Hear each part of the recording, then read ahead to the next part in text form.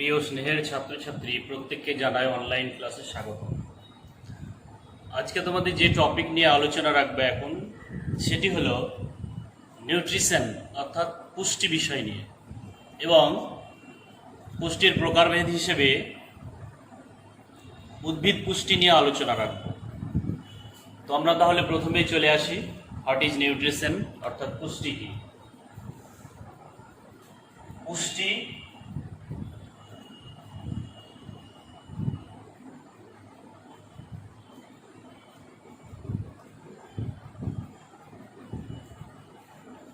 তাহলে প্রথমে আমরা এখন জেনে নেব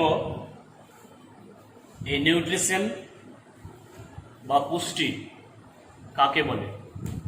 অর্থাৎ পুষ্টি আমরা তাকেই বলবো যে প্রক্রিয়ায় জীবদেহ খাদ্য গ্রহণ, পরিপাক, শোষণ, আত্তীকরণ এবং অপচ্য অংশের বহিষ্করণের মাধ্যমে জীবদেহের স্বাভাবিক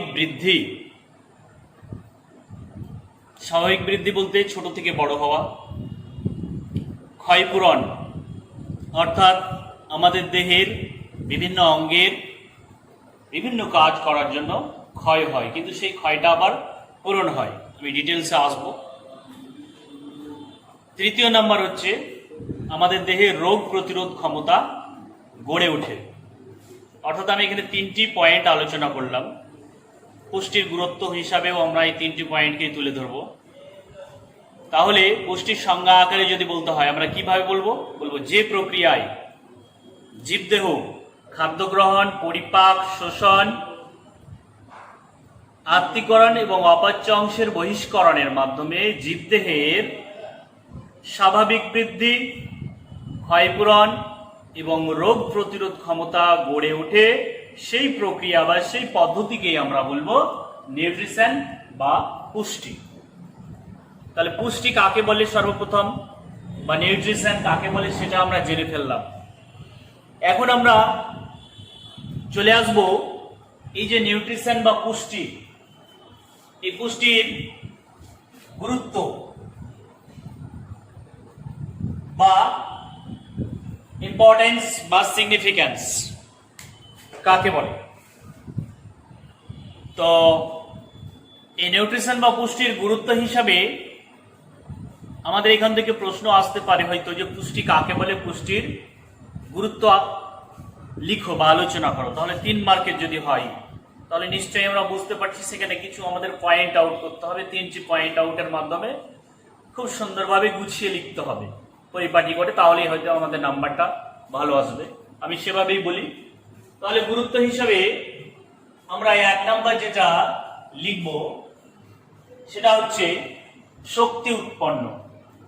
তাহলে এখানে লিখে ফেলি প্রথম পয়েন্ট, শক্তি উৎপন্ন বা সোর্স অফ এনার্জি বা জেনারেশন অফ এনার্জি বলতে পারি। এই যে শক্তি উৎপন্ন, কিভাবে শক্তি উৎপন্ন হয়? দেখো, জীবদেহ খাদ্য গ্রহণ করে, এক একটা জীব এক এক রকম খাদ্য গ্রহণ করে। সেই খাদ্য উদ্ভিদ জগৎ থেকে শুরু করে প্রাণী জগৎ প্রত্যেকেই কিন্তু খাদ্য গ্রহণ করে। উদ্ভিদ জগৎ স্বভোজী, তাই তারা নিজেদের খাদ্য নিজেই তৈরি করে, এক্সট্রা বা আলাদা করে কোনো খাদ্য গ্রহণ করতে হয় না। তাহলে যারা পরজীবী জীব আছে তাদের ক্ষেত্রে খাদ্য গ্রহণ করতে হয়। সেই খাদ্য হতে পারে প্রোটিন জাতীয়, হতে পারে প্রোটিন বা আমিষ, তারপরে ফ্যাট বা চর্বি বা স্নেহ পদার্থ যেটাকে বলি। তৃতীয় নাম্বার হচ্ছে কার্বোহাইড্রেট বা শর্করা জাতীয় খাদ্য। আরো খাদ্যের গুণাগুণ আমরা নিচু ক্লাসে পড়েছি, জল, ভিটামিন, খনিজ মৌল, উদ্ভিজ্জ রাসায়নিক ইত্যাদি ইত্যাদি। তো যাই হোক, যে কোনো খাদ্য গ্রহণ করলে খাদ্যের মধ্যে উপস্থিত এই উপাদানগুলো আমাদের শরীরের মধ্যে আসে। এখন এতগুলি উপাদানের মধ্যে আমরা শক্তি উৎপাদনকারী উপাদান হিসেবে 3টিকে বেছে নেব, সেটা হচ্ছে প্রোটিন, কার্বোহাইড্রেট আর ফ্যাট। কি বললাম? Protein, carbohydrate, fat. তাহলে এই যে শক্তি উৎপন্ন, এই শক্তি উৎপন্নের ক্ষেত্রে যে যে খাদ্য উপাদান আমাদের সহযোগিতা করে তারা হচ্ছে প্রোটিন, কার্বোহাইড্রেট,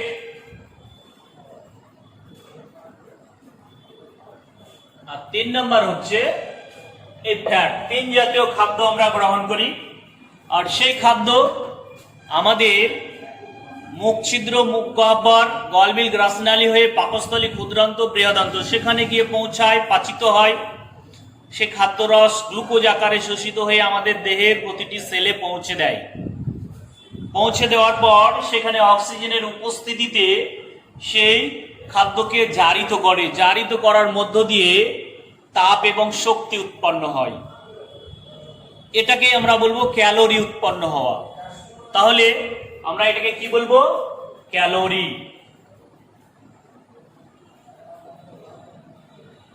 ক্যালোরি বলবো, অর্থাৎ তাপের একক হিসেবে ক্যালোরি। এই যে তাপ এবং শক্তির কথা বললাম, তাহলে খাদ্য জারিত হয়ে কি উৎপন্ন করবে? তাপ এবং শক্তি। আর যদি এই তাপ এবং শক্তি না উৎপন্ন হয় তাহলে কিন্তু বৃথা।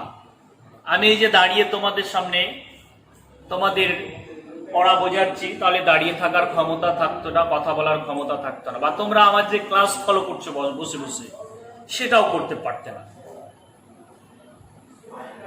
ঠিক আছে?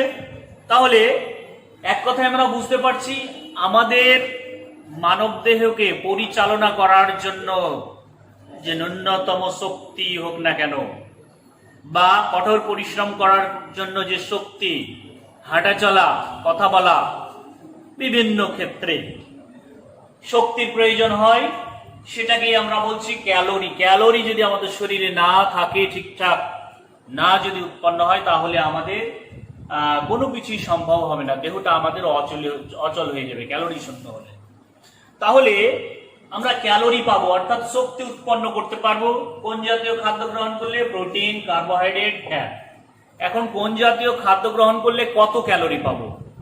আমরা বিভিন্ন রকম ভাবে পরিশ্রম করি, মানুষ বিভিন্ন শ্রেণীর আছে, কেউ মাঝারি পরিশ্রম, কেউ স্বাভাবিক, আবার কেউ কঠোর পরিশ্রম।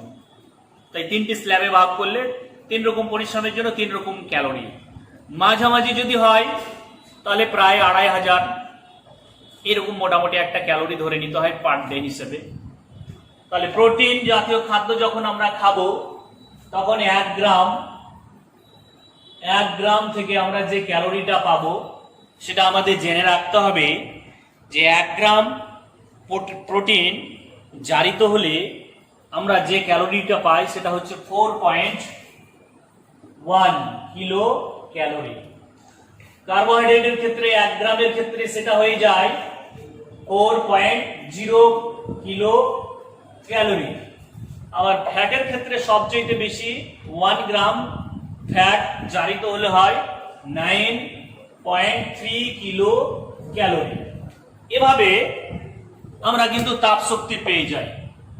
এবারে তাহলে শক্তি উৎপন্ন করতে হবে আমাদের শরীরের জন্য 2500 থেকে 3000 বলেছি আমরা যদি স্বাভাবিক পরিশ্রম করি।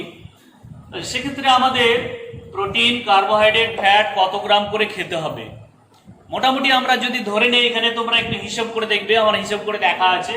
কার্বোহাইড্রেট অর্থাৎ ভাত, মুড়ি, রুটি, শাক, সবজি সারাদিনে 2 থেকে 3 বার খায়, আমাদের 400 থেকে 500 গ্রাম খেলেই হয়ে যাবে। তার কারণ 1 গ্রাম থেকে এটা পায়, তাহলে 400 গ্রামকে 4 4 1600 পেয়ে যাব।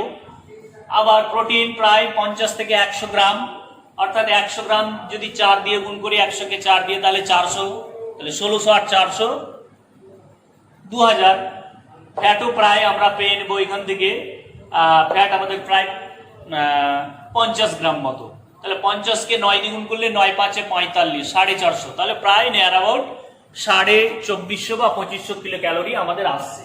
এর মধ্যে এটা একটু কমা বাড়া করলে ঠিক এই জায়গাটা চলে আসবে। তাহলে এক কথায় আমরা বুঝতে পারলাম পুষ্টি বা নিউট্রিশনের গুরুত্ব হিসেবে 1 নম্বর শক্তি উৎপন্ন। তখন আমরা এটা গুছিয়ে লিখবো যে আমরা আমাদের দেহকে পরিচালনা করার জন্য, বিভিন্ন কর্ম সম্পন্ন করার জন্য দেহে যে প্রয়োজনীয় শক্তি, সেটা আমরা প্রোটিন, কার্বোহাইড্রেট, ফ্যাট জাতীয় খাদ্য গ্রহণ করলে সেখান থেকে আমরা প্রয়োজনীয় শক্তির চাহিদা মেটাই।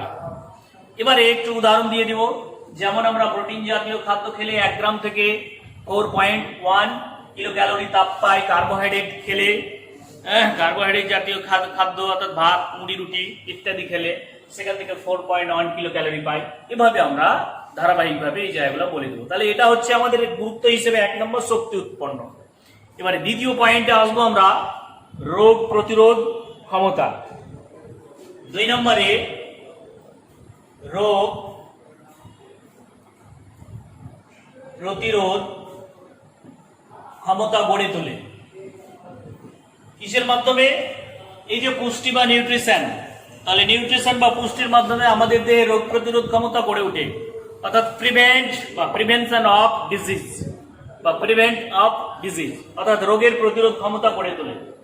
রোগের প্রতিরোধ ক্ষমতা বলতে আমরা নিচু ক্লাসেও শুনেছি যে ম্যারাসমাস বা কোয়াশিওরকর ইত্যাদি, ম্যারাসমাস বা কোয়াশিওরকরের মতো কিছু অপুষ্টিজনিত কারণ বশত যে রোগ, যেগুলোর কারণে আমাদের হাড় সরু হয়ে যায়, পেশিগুলা ক্ষয় হয়ে যায়, চোখ ঠিকরে বেরিয়ে আসে, পেট ফুলে যায়, স্বাস্থ্য হয় না, আবার আরো অন্যান্য ধরনের অসুখ আমাদের হতে পারে। সেই অসুখগুলা কি কি হতে পারে তোমরা তোমাদের বই ফলো করবে, দেখতে পাবে 76-77 পাতাতে থাকবে। হ্যাঁ, সেখানে আরো কিছু অসুখে দেওয়া থাকবে, যেমন আমরা ভিটামিন ডি এর অভাব ঘটলে আমাদের হাড় দুর্বল হয়ে যায়, ভিটামিন এ অভাব ঘটলে রাত কানা হয়ে যায়, বা আরো এই ধরনের কিছু দেওয়া হয়েছে যেমন গ্লাইটিস, পেলেগ্রা ইত্যাদি। হ্যাঁ, তো এই অসুখগুলার ডিটেলস বিবরণ আমরা পরবর্তী দেব। তো আমি শুধু জাস্ট এখানে বলতে চাই যে এই ধরনের যে কিছু অসুখ আমাদের মধ্যে ঠিকঠাক যদি নিউট্রিশন বা পুষ্টি না হয়, তাহলে কিন্তু আমাদের এই ধরনের অসুখগুলি হবে। অর্থাৎ তাহলে আমরা এখানে কি বলবো? রোগ প্রতিরোধ ক্ষমতা, অর্থাৎ আমরা বিভিন্ন ধরনের খাদ্য গ্রহণের মধ্য দিয়ে আমাদের শরীরে পুষ্টি কাজ সম্পন্ন হয় বলে বিভিন্ন রোগের হাত থেকে আমাদের রক্ষা করে। যেমন আমরা বলবো তখন যে কোয়াশিওরকর এবং ম্যারাসমাসের মতো রোগের হাত থেকে রক্ষা করে, রাতকানার হাত থেকে রক্ষা করে, রক্তাল্পতা বা অ্যানিমিয়ার হাত থেকে আমাদেরকে রক্ষা করে। এরকম ভাবে আমরা ব্যাখ্যাটা দেব, বা আমাদের হাড়, দেহের যে হাড় সেটাকে শক্ত হতে সাহায্য করে। ওকে, 3 নম্বর পয়েন্ট কমপ্লিট। এই 2 নম্বর, এবারে আসবো আমরা 3 নম্বর পয়েন্টে, সেটা হচ্ছে বৃদ্ধি ও ক্ষয় পূরণ। বৃদ্ধি ও ক্ষয় পূরণ বলতে দেখো, প্রত্যেকের যারই জন্ম আছে তার বৃদ্ধি, তারপরে একটা সময় মৃত্যু। অর্থাৎ আমরা যদি একটা চারা গাছ খেয়াল করি, তাহলে একটা ছোলা অঙ্কুরিত বীজ সেখান থেকে একটা বৃক্ষে পরিণত হয়। আম গাছ একটা বীজ থেকে অঙ্কুরিত হয়ে বৃক্ষে পরিণত হয়। তাহলে আমরাও শিশু হিসাবে প্রাণীদের ক্ষেত্রে মাতৃগর্ভে যে সেখান থেকে ভূমিষ্ঠ জন্মগ্রহণ করার পরে আস্তে আস্তে পূর্ণাঙ্গ, অর্থাৎ আমরাও পিতামাতার মতো পূর্ণাঙ্গ ব্যক্তিতে পরিণত হচ্ছি। তো কিভাবে হচ্ছি আমরা? অর্থাৎ আমরা আমাদের শরীরে খাদ্য গ্রহণের মধ্য দিয়ে পুষ্টিকাজ সম্পন্ন হয় বলেই আমাদের দেহের বৃদ্ধি ঘটে। প্রথমত বৃদ্ধি ঘটবে, অর্থাৎ ছোট থেকে আমরা বড় হব। অর্থাৎ কিভাবে? তাহলে আমাদের শরীরে যে সেল বা কোষগুলি রয়েছে, সেই কোষগুলিতে সর্বপ্রথম খাদ্যের রস যায় এবং সেটা প্রোটোপ্লাজমের অন্তর্ভুক্ত হয়। যখন প্রোটোপ্লাজমের অন্তর্ভুক্ত হয় তখন এই কোষের আকার আকৃতি বৃদ্ধি পায়, আর কোষের আকার আকৃতি বৃদ্ধি পেলে এই কোষটা ডিভাইডেশন ঘটে, অর্থাৎ একটা কোষ থেকে দুটো, দুটো থেকে চারটে, এইভাবে কোষের সংখ্যা বৃদ্ধি পায়। আর স্বাভাবিকভাবে এই কোষের সংখ্যা যখন বৃদ্ধি পাবে তখন আমরা একটু একটু করে বৃদ্ধি পাবো, অর্থাৎ আমাদের দেহের যে বিভিন্ন অঙ্গগুলা সেগুলো বৃদ্ধি পাবে। এভাবেই আমরা আস্তে আস্তে বৃদ্ধি পাই। আর দ্বিতীয়ত তার সঙ্গে লিখেছি আমি ক্ষয়পূরণ, অর্থাৎ আমাদের বিভিন্ন কাজ কর্ম করার ফলে আমাদের দেহের বিভিন্ন অঙ্গের বা লিম্সের ক্ষয় হতে থাকে। ক্ষয় কিরকম? যেমন আমরা হাঁটা চলা করি, তো আমরা খেয়াল রাখি যে আমাদের নতুন যদি জুতো, সেই জুতোর শুটা অর্থাৎ নিচে দিকটা কারো 3 মাস, কারো 6 মাস পরে দেখি আমরা ক্ষয় হয়ে যায়। কিন্তু সেখানে যেহেতু জুতোর শুয়ে সেখানে মৃত সেল অর্থাৎ মৃত কোষ থাকে, তাই সেখানে ক্ষয় পূরণ হয় না বলে জুতোটা ক্ষয় হয়ে যায়, আমাদের ফেলে দিতে হয়। কিন্তু জুতোর শুয়ের থেকে আমাদের পায়ের তলা, এই হাতের তালু, এগুলা কিন্তু আমাদের আরো নরম এবং সেখানকার কোষগুলা কিন্তু আমাদের আরো বেশি দ্রুত ক্ষয় হয়। কিন্তু মজার বিষয় হচ্ছে যে আমরা যে নিউট্রিশন বা পুষ্টিকাজ সম্পন্ন করছি খাদ্য গ্রহণের মধ্য দিয়ে, তাই সেই সেলগুলি মৃত কোষগুলো ধ্বংস হয়ে যায় আর নতুন কোষের আবার বৃদ্ধি ঘটে, যে সেই ক্ষয়টাকে পূরণ ঘটায়। বলেই আমাদের হাতের তালু বা পায়ের তলা ক্ষয় হয়ে যাচ্ছে, কিন্তু সেটা আমরা বুঝতে পারছি না, কারণ ক্ষয়টা পূরণ ঘটছে। ওকে, তাহলে এই যে দেহের বৃদ্ধি এবং ক্ষয় পূরণে সাহায্য করে, সেটাকেই আমরা বলছি নিউট্রিশনের গুরুত্ব।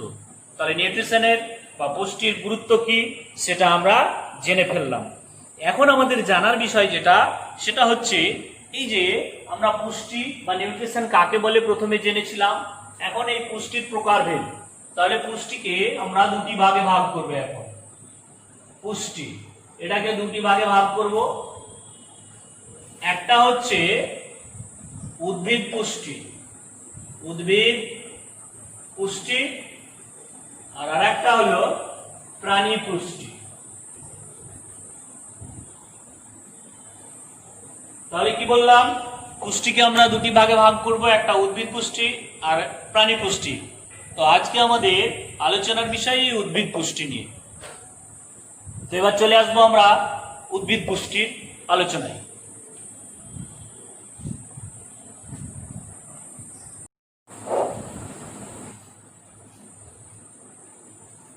তাহলে প্রথমে বললাম আলোচনায় আসবে এখন উদ্ভিদ পুষ্টি নিয়ে। এই উদ্ভিদ পুষ্টিকে আবার দুটি ভাগে ভাগ করব আমরা। উদ্ভিদ পুষ্টিকে এখন আবার উদ্ভিদ পুষ্টি এটাকে আবার দুটি ভাগে ভাগ করব। এক নাম্বার হচ্ছে স্বভোজী, স্বভোজী পুষ্টি, আর দুই নাম্বার হচ্ছে পরভোজী পুষ্টি। তাহলে এক নাম্বার বললাম স্বভোজী পুষ্টি, আর দুই নাম্বার পরভোজী পুষ্টি। স্বভোজী পুষ্টি বলতে আমরা বুঝবো কাদের, এখানে সবুজ উদ্ভিদদের, অর্থাৎ যে সকল জীব নিজ দেহে খাদ্য সংশ্লেষ করতে পারে এবং নিজেই নিজের পুষ্টি ক্রিয়া সম্পন্ন করতে পারে, অর্থাৎ অন্য কোনো জীবের উপরে যারা নির্ভরশীল নয়, যারা নিজেই নিজের খাদ্যকে সংশ্লেষ করতে পারে। যেমন আমরা উদ্ভিদ জগতের ক্ষেত্রে, অর্থাৎ যারা সবুজ উদ্ভিদ, উদ্ভিদ জগৎ বলতে আবার সবুজ উদ্ভিদ, যারা সালোক সংশ্লেষ প্রক্রিয়ায় নিজ দেহে খাদ্য সংশ্লেষ করতে পারে, তারাই কিন্তু স্বভোজী পুষ্টি সম্পন্ন হয়। অর্থাৎ যে প্রক্রিয়ায় জীব নিজ দেহে খাদ্য সংশ্লেষ করে এবং পুষ্টি সম্পন্ন করতে পারে, তাদেরকে আমরা বলবো স্বভোজী পুষ্টি। আর পরভোজী, যে প্রক্রিয়ায় জীব নিজ দেহে খাদ্য সংশ্লেষ করতে পারে না, তাই অন্য কোনো জীবের উপরে আশ্রয় নেয়, সেখান থেকে পুষ্টি রস শোষণ করে পুষ্টি লাভ সম্পন্ন করে, তখন তাকে আমরা বলবো পরভোজী পুষ্টি। তাহলে প্রথমত আমরা জেনে নিলাম স্বভোজী পুষ্টি। এই স্বভোজী পুষ্টিকে আবার দুটি ভাগে ভাগ করব। একটা হচ্ছে আলোক অজৈব ভোজী, অর্থাৎ একটা হচ্ছে আলোক অজৈব ভোজী।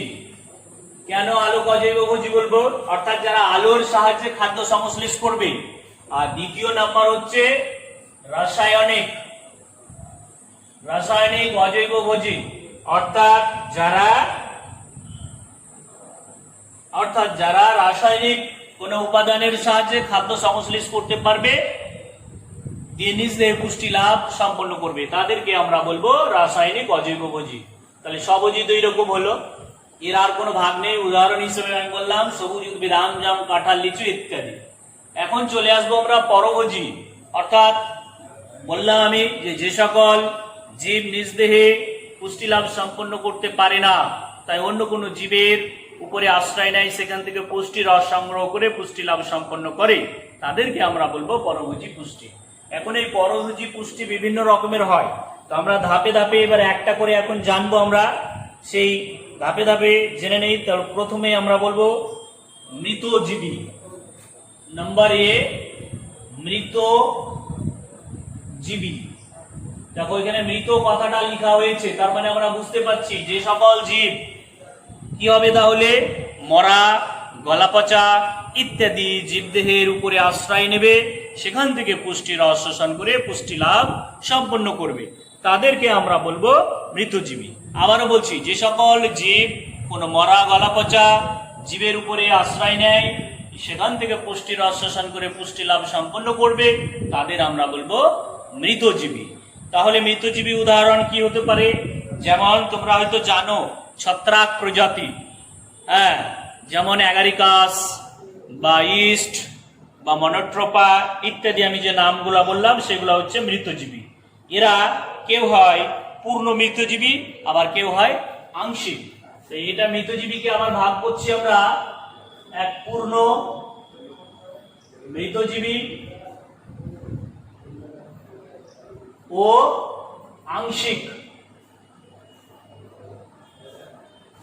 মৃতজীবী। তাহলে কটা ভাগে ভাগ করলাম মৃতজীবীকে? দুটো ভাগে ভাগ করলাম, একটা হচ্ছে পূর্ণ মৃতজীবী আর একটা হলো আংশিক মৃতজীবী। এখানে পূর্ণ মৃতজীবী বলতে কাদের বুঝবো আমরা? যে সকল জীব সম্পূর্ণরূপে মরা গলা পচার উপরে আশ্রয় নেয়, সেখান থেকে এই পুষ্টি রস নিয়ে একমাত্র বেঁচে থাকবে, তাদেরকে আমরা বলবো পূর্ণ মৃতজীবী। তাহলে পূর্ণ মৃতজীবীর উদাহরণ কি বললাম? আমরা এই উদাহরণ হিসেবে বলতে পারি অ্যাগারিকাস বাইস্পরাস, অর্থাৎ যেটাকে আমরা ব্যাঙের ছাতা বলি বা সংক্ষেপে অ্যাগারিকাস বলবো।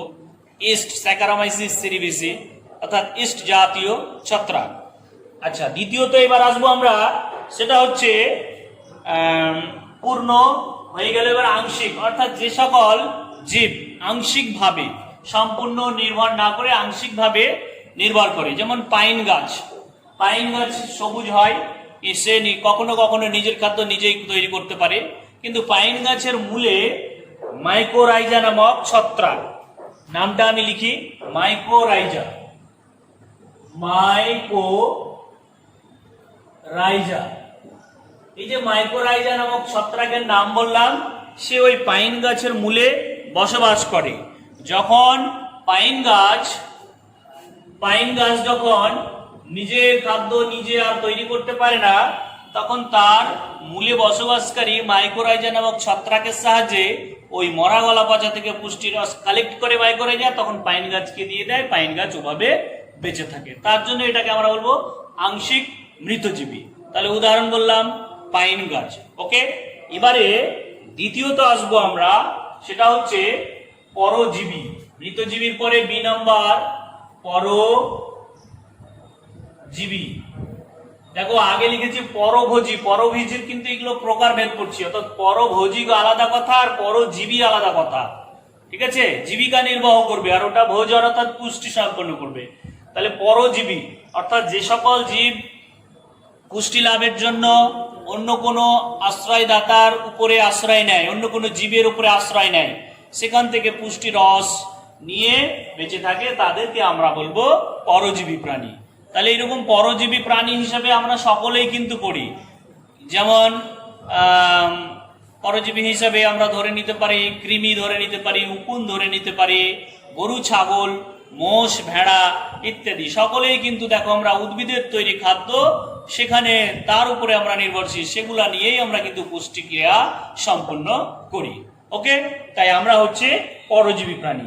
এই পরজীবীকে বা প্যারাসাইটকে আবার দুটি ভাগে ভাগ করা হয়। একটা পূর্ণ পরজীবী, যেমন পূর্ণ পরজীবী হিসাবে, তাই এখানেও পূর্ণ পরজীবী, আর এখানেও হবে আংশিক। পূর্ণ মানে সম্পূর্ণরূপে অন্য কোনো জীবের উপর নির্ভরশীল, যেমন স্বর্ণলতা অন্য কোনো জীবের উপরে আশ্রয় নেয়, সেই জীবের পুষ্টি রস শোষণ করে বেঁচে থাকে, তখন তাকে আমরা বলবো পূর্ণ পরজীবী। আর আংশিক পরজীবী হিসেবে আমরা বলতে পারি, যেমন চন্দন, লোরান্থাস, এই ধরনের কিছু উদ্ভিদের নাম দেওয়া হয়েছে যারা পুষ্টির জন্য অন্য কোনো উদ্ভিদের উপরে আংশিকভাবে নির্ভরশীল। তাহলে এটাকে আমরা বলবো পরজীবী। এটাকে আমরা বই তোমাদের নেই, আরো একটু আমি আলোচনা করতে চাই এখানে, সেটা হচ্ছে আমরা বলতে পারি বহিঃপরজীবী, আবার অন্তঃপরজীবী বলতে পারি। আর একটা ভাগ বহিঃপরজীবী ও অন্তঃপরজীবী। তাহলে আমি এখানে আরো দুটো এক্সট্রা ভাগ বললাম, বহিঃপরজীবী, অন্তঃপরজীবী। বহিঃপরজীবী অর্থাৎ যে সকল পরজীবী প্রাণীরা যে জীব দেহের উপরে আশ্রয় নেয় তার দেহের বাইরে অবস্থান করে এবং সেখান থেকে পুষ্টি রস শোষণ করে, এই জন্য বহিঃপরজীবী। যেমন আমরা প্রাণীর ক্ষেত্রে যদি ভাবি, তাহলে মানুষের মাথায় যে উকুন বা গরুর দেহে যে এঁটুলি, সেটাকে আমরা বলবো বহিঃপরজীবী। তার কারণ এরা বাইরের দেশে অবস্থান করে, সেখান থেকে রক্ত শোষণ করে পুষ্টি লাভ সম্পন্ন করে। তাহলে এখানে হবে উকুন হবে উদাহরণ, আর হবে এঁটুলি, এটা হলো বহিঃপরজীবী। আর যদি অন্তঃপরজীবী হিসাবে আমরা বলি, তাহলে অন্তঃপরজীবী হিসাবে বললেও আমরা বলবো দেহের অভ্যন্তরে বসবাস করবে, দিয়ে পুষ্টির শোষণ করে। এটা আমরা জানি মানুষ এবং বিভিন্ন প্রাণীর দেহে কৃমি, পিতা কৃমি হতে পারে, গোল কৃমি হতে পারে। তাহলে এক কথায় আমরা সেটার উদাহরণ হিসাবে লিখবো কৃমি। কৃমি জাতীয় প্রাণী, এরা আমাদের দেহের অভ্যন্তরে বসবাস করে, সেখান থেকে পুষ্টির শোষণ করে পুষ্টি লাভ শোষণ সম্পন্ন করে। এটাকে তখন আমরা বলবো পরজীবী প্রাণী। তাহলে দুটো জানলাম, মৃতজীবী, পরজীবী। আর একটা জানবো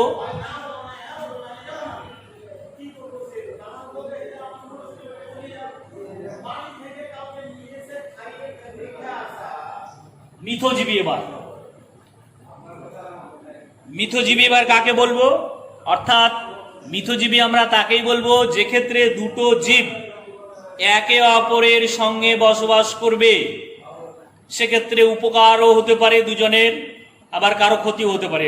এক কথায় আমরা বলবো যে ক্ষেত্রে দুটো জীব পরস্পরের সহাবস্থানে থাকবে এবং নিজেদের মধ্যে আদান প্রদানের মাধ্যমে পুষ্টি লাভ সম্পন্ন করবে, তখন তাদেরকে আমরা বলবো মিথজীবী পুষ্টি। এই মিথজীবী পুষ্টিকে আবার দুটি ভাগে ভাগ করব। একটা হচ্ছে সহভোক্তা। তাহলে মিথজীবী পুষ্টির ভাগ হিসেবে এক নাম্বার বলবো আমরা সহভোক্তা, বা যেটাকে আমরা বলবো কমেন্সেলিজম। সহভোক্তা বা কমেন্সেলিজম, সহভোক্তা বা কমেন্সেলিজম। আর দ্বিতীয় নাম্বার হচ্ছে ব্যতিহারী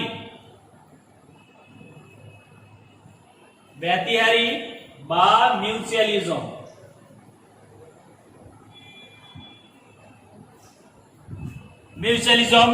প্রথমটা বললাম সহভোক্তা বা কমেন্সেলিজম, দ্বিতীয়টা বললাম ব্যতিহারী বা মিউচুয়ালিজম। সহভোক্তা অর্থাৎ যে ক্ষেত্রে দুটো জীব পরস্পরের সহাবস্থানে থাকে, কিন্তু কেউ কাউকে পুষ্টি রস আদান প্রদান করে না, দুজনে আলাদা আলাদা ভাবে পুষ্টি ক্রিয়া সম্পন্ন করবে, কিন্তু একসঙ্গে থাকবে।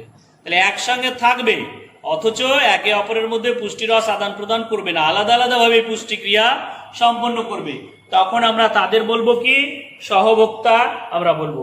এ ধরনের উদাহরণ হচ্ছে যেমন রাসনা বা গজপিপুল উদ্ভিদ, জোরে জোরে গাছকে জোরে জোরে অন্য কোনো গাছকে জোরে জোরে সে উপরে উঠে, এটা ঠিক, কিন্তু গজপিপুল আলাদাভাবে পুষ্টি সম্পন্ন করে এবং সে যে গাছে আশ্রয় নেয় সেও আলাদাভাবে পুষ্টি রস আলাদা আলাদা সম্পন্ন করে, কেউ কাউকে আদান প্রদান করে না। ব্যতিহারী, এক্ষেত্রে আমি বললাম যে ক্ষেত্রে দুটো জীব পরস্পরের সঙ্গে থাকবে এবং একে অপরের সঙ্গে পুষ্টিরস এবার আদান প্রদান করবে। তাহলে আগেরটাই কোনো আদান প্রদান করবে না, আর এখানে মিউচুয়াল থেকে মিউচুয়ালিজম কথাটা এসে এইভাবে মনে রাখবে। মিউচুয়াল মানে যাদের মধ্যে বোঝাপড়া হয়, অর্থাৎ এক্ষেত্রে ব্যতিহারী বলতে যে ক্ষেত্রে দুটো জীব পরস্পরের সহাবস্থানে থাকবে এবং দুজন দুজনকে পুষ্টিরস আদান প্রদান করবে, সেই প্রক্রিয়াকে আমরা বলবো ব্যতিহারী বা মিউচুয়ালিজম। এ ধরনের উদাহরণ হচ্ছে লাইকেন, যেটা শৈবাল এবং ছত্রাকের সমন্বয়ে গঠিত উদ্ভিদ। তাহলে এখানে আমরা লিখি শৈবাল ও ছত্রাক, এই দুটি জীবের সমন্বয়ে গঠিত জীবের নাম কি? এ ধরনেরও শর্ট কোশ্চেন আসতে পারে, তখন আমরা বলবো সেটাকে লাইকেন। তাহলে লাইকেন কি?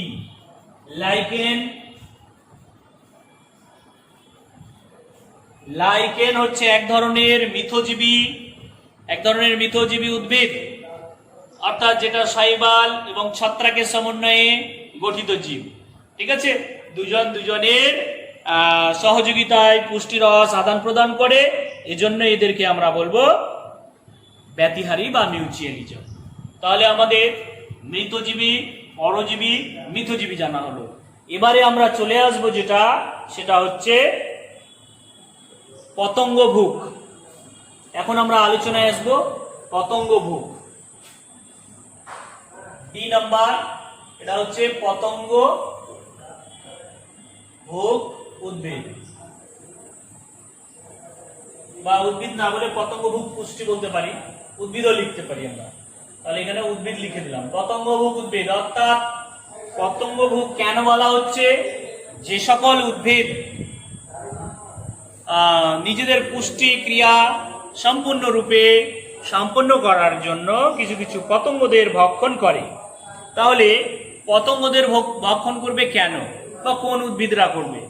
দেখো, কিছু কিছু উদ্ভিদ রয়েছে যারা সাধারণত, যেমন আমরা অসমে কিছু অঞ্চলে দেখা যায় জলাশয় সেখানে জন্মায়, তখন সেই সকল উদ্ভিদের যথেষ্ট পরিমাণে মাটি থেকে যে খনিজ লবণ পৌঁছানো দরকার, সেক্ষেত্রে তাদের নাইট্রোজেন জাতীয় খাদ্যের অভাব ঘটে। এখন কথা হচ্ছে, নাইট্রোজেনের যদি অভাব ঘটে তাহলে আমাদের অর্থাৎ যে কোনো জীবদেহে প্রোটিন সংশ্লেষ হবে না, আর প্রোটিন সংশ্লেষ না হলে জীবদেহ কখনোই গঠিত হতে পারে না। তাহলে এই জায়গায় জন্মানো কিছু উদ্ভিদ যারা নিজেদের প্রোটিনের চাহিদা পূরণের জন্য, অর্থাৎ নাইট্রোজেনের চাহিদা পূরণের জন্য, কিসের চাহিদা বললাম? নাইট্রোজেনের ঘাটতি, N2 ঘাটতি, নাইট্রোজেনের ঘাটতি পূরণের জন্য ওই সকল উদ্ভিদ তারা তাদের পাতাকে নানা রকম কৌশলে পরিবর্তন ঘটিয়ে তাদের পাতাতে যখন বসে তখন সেই পতঙ্গদের ধরে খায়, অর্থাৎ ভক্ষণ করে। এই জন্য ওই সকল উদ্ভিদের নাম হয়ে গেছে পতঙ্গভোগ উদ্ভিদ, পতঙ্গভোগ উদ্ভিদ। তাহলে পতঙ্গভোগ এই ধরনের উদ্ভিদের নাম আমরা এখন কয়েকটা জানবো। যেমন কলসপত্রী বলতে পারি, কলসপত্রী, কলসপত্রী। কেন নাম হলো কলসপত্রী? আমরা প্রত্যেকে কলস বা যেটা কলসি, বাড়িতে জল রাখার যে পাত্র, বড় জার, গরমের সময় আমরা জল রাখি, ঠান্ডা থাকে, ওই যে কলস, কলসের আকৃতি হতে পারে, বা ঘট বা ঘটি বা জগ বলতে পারি। জগ, এক ধরনের জগ পাওয়া যায়, মাথার দিক চাপলে হ্যান্ডেলটা এরকম উঠে। তাহলে এরকম আকৃতি সম্পন্ন কলসপত্রে, ঘটপত্রে আকৃতি সম্পন্ন ঢাকনা থাকবে এরকম। এই জায়গাটা খুব শাইনিং, মানে চকচকে হয়, তখন পতঙ্গরা কিন্তু সেই চকচকে জায়গা দেখে এসে এখানে বসার চেষ্টা করে। যখনই বসে তখন ঢাকনার মতো এটা লেগে যায়। আর নিচে কলসের আকৃতি, তখন সেই কলসের আকৃতির ওই জায়গাটায় গহ্বরে ওই পতঙ্গগুলা পড়ে যায়, ঢাকনা লেগে যায় এদিকে। আর ওই ভিতরে থাকে গ্রন্থিকোষ। কি থাকে বললাম? গ্রন্থিকোষ। ভিতরে থাকে গ্রন্থিকোষ। কলসপত্রীর ভিতরে থাকবে গ্রন্থিকোষ। এই গ্রন্থিকোষ এরা এবার কি করে? উৎসেচক ক্ষরণ করবে। আর উৎসেচক ক্ষরণ করবে, তখন সেই পোকা বা পতঙ্গ যারা ওই কলসের মধ্যে আছে তাদেরকে এবার পাচন ক্রিয়া সম্পূর্ণ করে, অর্থাৎ পাচিত করে, পাচক করে, মানে তাদেরকে হজম করার প্রক্রিয়াকরণ করে। তারপরে তাদের খাদ্যরস তাদের দেহে পৌঁছে যায়, অর্থাৎ পতঙ্গর দেহে যে নাইট্রোজেন ছিল সেটা কলসপত্রী জাতীয় উদ্ভিদের দেহে চলে গেল। এই ধরনের উদাহরণ বললাম কলসপত্রী, ঘটপত্রী। এরা তাদের পাতার পরিবর্তন কলসের আকৃতি করেছে, এইভাবে তারা পতঙ্গদের ধরে ভক্ষণ করে পুষ্টিক্রিয়া সম্পন্ন করে। এই জন্য এটাকে আমরা বলছি পতঙ্গভোগ উদ্ভিদ। তাহলে কয় প্রকার আমরা এখন পুষ্টি পড়লাম? আমরা পড়লাম পরভোজী, তার আগে পড়েছি স্বভোজী। উদ্ভিদ পুষ্টিকে দুই ভাগে, তাহলে স্বভোজী আর পরভোজী। এখন মেইনলি জানার বিষয় হচ্ছে আমাদের এই প্ল্যান্ট নিউট্রিশন বা উদ্ভিদ পুষ্টি থেকে পরভোজীর ভাগ হিসেবে মৃতজীবী, পরজীবী, মিথজীবী আর পতঙ্গভোগ। এই হচ্ছে তোমাদের আজকের মতো আলোচনার বিষয়। আমরা নেক্সট ক্লাসে আবার অ্যানিম্যাল নিউট্রিশন সম্পর্কে জানবো। থ্যাংক ইউ, আজকে এই পর্যন্ত।